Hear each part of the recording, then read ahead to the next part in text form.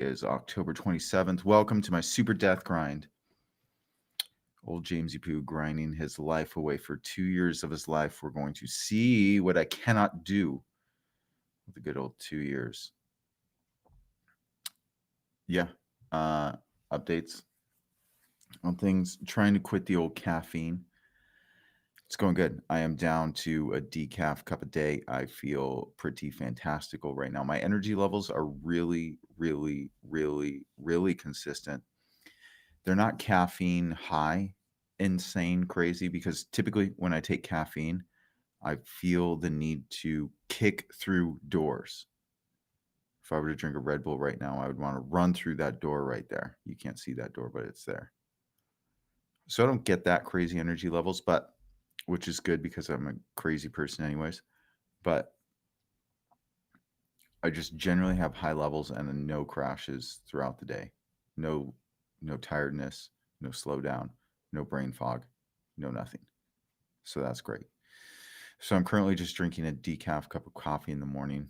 I'm unsure if I'm going to take that out all entirely because through my little bit of research, I'm doing a quad shot decaf espresso americano with cream. I put cream in my coffee because I take vitamin D with a fat soluble source, which I take in the morning, which makes sense with our circadian rhythms, which makes sense with the sunrise. And I like the taste of coffee. So I'm unsure if I'm going to give it up yet, but technically speaking, I'm off the caffeine. But I am drinking decaf coffee. I need a shave today. Go back to the straight up hardcore hipster stash. So that's going good. Polyphasic sleeping is going really well because of it. I'm unsure what time I actually woke up today. I think I was up at 12:30, and then I fell asleep sometime yesterday on the sofa. Unsure what time that actually was, but I got up at 12:30. My wife yesterday was like, "You need to come back to bed with me." So I hopped in bed and just kind of tussled around, and my mind was just like, "Get up," because I was ready. So then I got out of bed sometime around 1:30 to 2 in there. It's 3:10 in the morning currently at the office. Gonna do some grind work here in a second for about 4 hours. I got a project I need to knock out, so I'm gonna do that. Um, all in all, things are going really well, almost too well, almost eerily, scarily. Friday the 13th well. And I don't know if that's just because I'm working my face off and, taking that out of the equation. But we will see. We will see how things boil down to. So, yeah, things are going really well. Yesterday was a good day. The weather outside just sucks right now. And I love sunny weather. And we are just in a gloom and doom season right now of fake rain, snow, sleet, cold, yuckiness. Ugh. But yeah, it makes me wish for some warmer weather, which I may go to Vegas this weekend, so we'll see. Um, some things I did want to recap about. So I ate a bunch of food this weekend because I went to a gym and I wanted to make use of those calories and stuff. I think moving forward, even when I do go to the gym, I'm not going to eat so much in food because the food hangover the next day is god awful. And also, it temporarily increases my hunger levels through the combination of working out and an excess of calories for a few days. So last night, so I'm not tracking my calories, I'm just eating based off feel.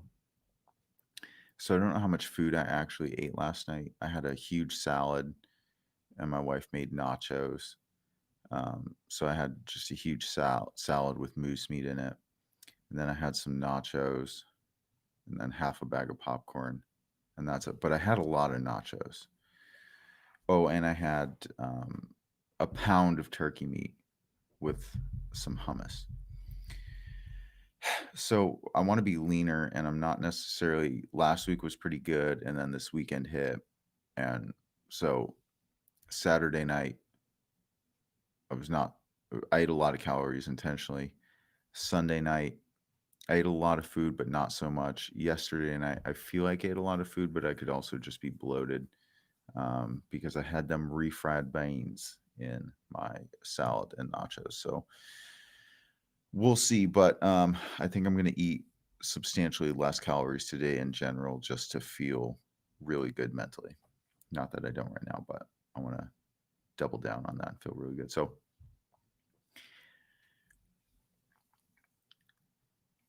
quickly, let's be honest. How quick am I going to do these things? So I'm going to do a screen share here. Um, Application window. Yeah, I'm going to share this. Show and stream. There I am. Windows within Windows within Windows. All right. So I really quickly wanted to talk about why I think people don't succeed. Um, for two reasons. So let's talk financially here. Why people don't succeed? Because let's say you make money, right? Um, with your job, which is a cool thing. So the way you should live that is basic needs right here. You should have basic needs. This should be like, I don't know, 15% of your income. And then over here, you save and invest. Boop, boop. And this should be like 75% of your stuff. How many people do you know right now not saving and investing 75% of their income? Because what tends to happen is people don't go this direction, they go over here and they just live. They buy stuff. They buy stuff they don't need. They buy cars, they buy shoes, they buy clothes, they buy this, they buy that. Here's the thing, man. When you're an adult, you should be like the same size clothes. You can buy decent clothes that last you for years. I'm currently buying all my white t-shirts that I wear on a daily basis from Walmart. It costs me like $4 a t-shirt. So if I have a holy t-shirt, I just buy a new one for $4 at Walmart. I go buy them at any Walmart. I go to Vegas, buy the same shirt that I love for $4, probably cheaper in Vegas because it's Vegas and not Alaska. And this is just where people get stuck and they just live here to buy stupid crap. And I have no idea why that is. And I used to be a victim of that. And I think that is because that, and refresh this, reload, start drawing, baby. They don't have dreams. Because it all starts right here. Dreams will dictate what you do, in life. Because from there, right, if you have dreams, what you do, maybe you do get a job, right? And in here, you're going to live in that smart place of save and invest at 75%. And this 15% stuff is going to go to live, right? But if you don't have dreams and you're dead inside, that's when you're going to just do a job to live.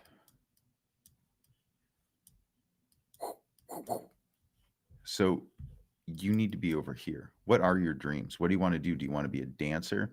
Do you want to be an opera singer? Because if you have those dreams and you create goals, right?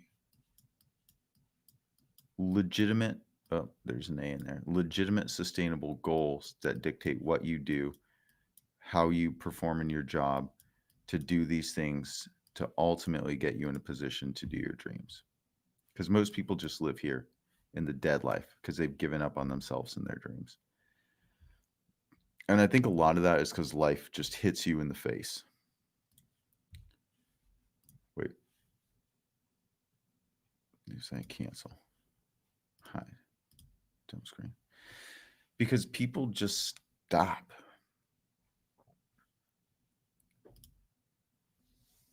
I don't know when this takes place because when you're a kid, you'd be an astronaut, doctor, lawyer, whatever.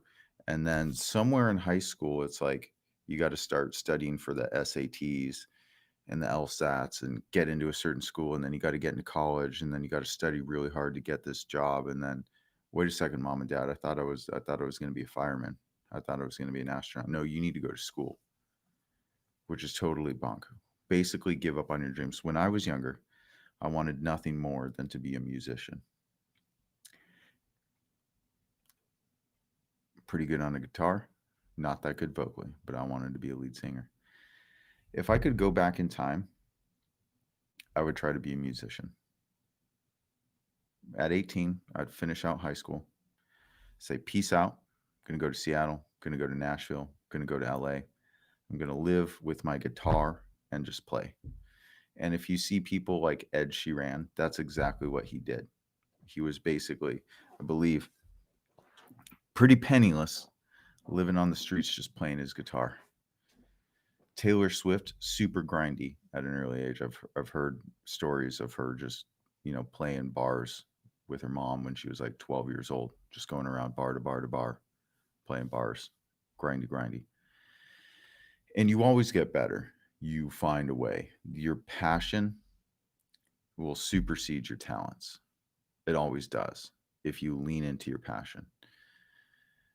And even what I found with myself in my spare time, I still play a lot of music and I listen to myself and I edit and produce my own music. Fun fact about me.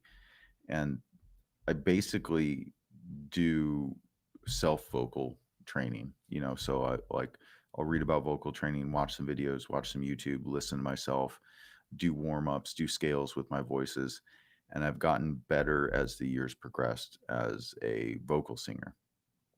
So if I would have just applied those things when I was younger, the passion would have superseded and I probably could have made it as a musician. Do I regret that? No, because I am who I am today because of those things. But I would have done things differently and I would encourage people to live a pursuit of passion as opposed to a pursuit of finding a means to an end financially.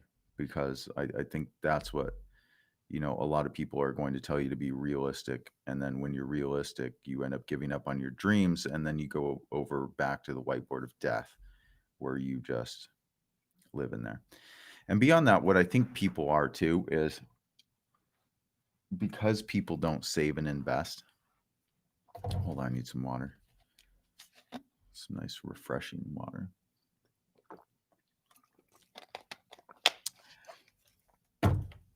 Why I think people live in the now is that they're greedy and they live in a mindset of scarcity.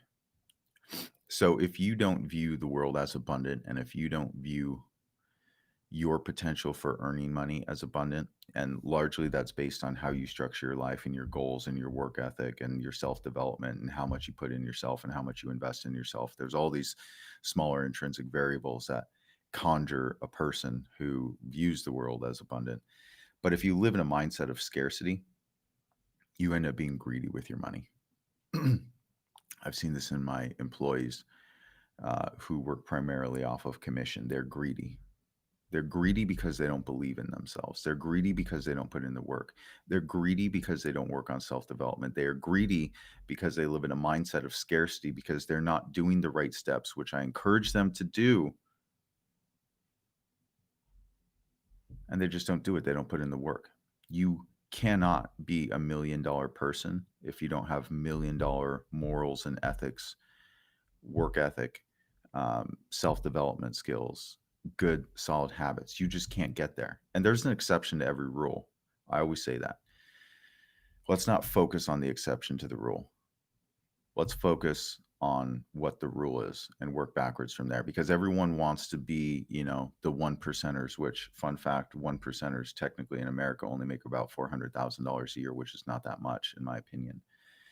because a lot of times when you're like, oh, those one percenters, you think they're like multi-deca millionaires when in fact they're probably broke AF because they make $400,000 and buy fancy stuff that they don't need to impress people that they don't really care about. Right. So people need to start operating in a mindset of abundance and not scarcity, because when you operate from scarcity, I always say it's like prison food, right? I've never been in prison, but I have watched Oz before back in the day. So maybe you should watch Oz. But when they're eating their food, they just hunch over it because I'm starving. When am I going to get more food? Like, get your hands away from my biscuit, right? That's the scarcity mindset, is that you don't know when you're going to get more. You don't know if someone's going to take what you have. And then if they take what you have, when are you going to get more? Can you get more? I don't know. But if you're abundant and you're eating with your buddies at a buffet and they try and steal your biscuit, you're just going to go back up there and get like 10 more biscuits. You're like, yeah, take a biscuit. Here. Whoop. It's for you. Take my biscuit. Take all my biscuits. I'm just going to go get some more. Not a biggie. So this is where I believe greed is driven. I mean, greed can have a lot of other variables working for that way. But generally speaking, if I meet really successful people and they operate in a mindset of abundance, they're some of the most helpful people I know. They're willing to just give you good, solid, free advice for free. They'll tell you how they've earned their millions for free, in depth. If you take them to lunch, buy them dinner, for sure. Why not? And this is what I always tell people too, is that I have no secrets. I will give away all I know if you want to pay attention, because what I know is you won't do what I'm saying. You won't put in the work. You won't put in the time. And at the end of the day, if we're running a race, given the same tools and given the same course and given the same shoes and given the same everything, I'm going to outwork you on that course, because I just will. That's my mindset. And if I see you work harder than me, I'm going to find a way to work harder than you. It doesn't scare me at all. I welcome hard workers. I welcome competition, because I will find a way to bury you with my work. And that's just operating in a mindset of abundance. And I love competition. Competition is great. Competition keeps you honest. Competition keeps you on your toes, and competition is a beautiful thing. The more competitors I have, the more it's going to force me to either die or adapt from offering a more solid product, offering a more solid service, offering a better value to the consumer. Competition is a beautiful thing. Operating in a mindset of abundance is a beautiful thing. But I think that's why people fail, is that they give up on their dreams. They don't have goals. They get greedy because they operate in a mindset of scarcity. I will gladly burn $20,000 today, literally today, $50,000, if I know that it's going to pay me back later by making that decision. And that boils down to everything. Sometimes, especially here in the office, culture, attitude, environment is everything, right? I need happy, healthy employees. I need a fun work atmosphere. So I will buy stupid stuff to improve my employee morale. Why? Because it's worth it.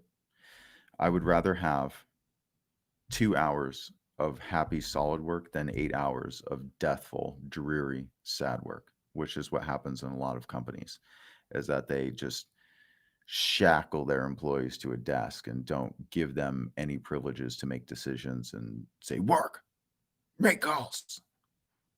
Leads to death and despair. And that translates into poor employee performance, which translates into poor customer service, which translates into a poor company, a sad company. And I do that because I operate in a mindset of abundance. Like, you need this thing. Is it going to make your life better? Is it going to make your work better? Is it going to make you happier to be here every day? Do it. Yeah, great. Love it. Simple decision. I have to burn money for that. That's great. I love it. Beautiful. Because there's some things you can't place an intrinsic value on. So I think that's it for today. Just want to do a little ranty rant. The super death grind is going fantastic. I feel phenomenal right now.